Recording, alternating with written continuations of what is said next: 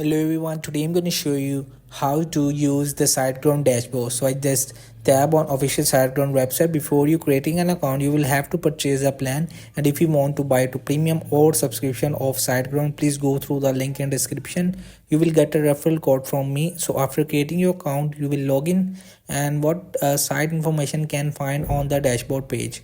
So in case you need to see the journal information of your websites usage and settings, you can scroll down to the site information panel on the dashboard page in site tools.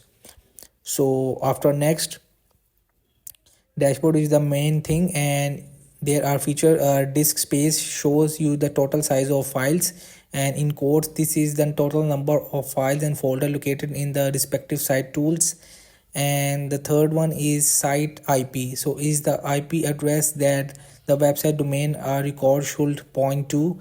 And for name server, you can see the name server your domain should use if you want to manage its DNS settings with SiteGround.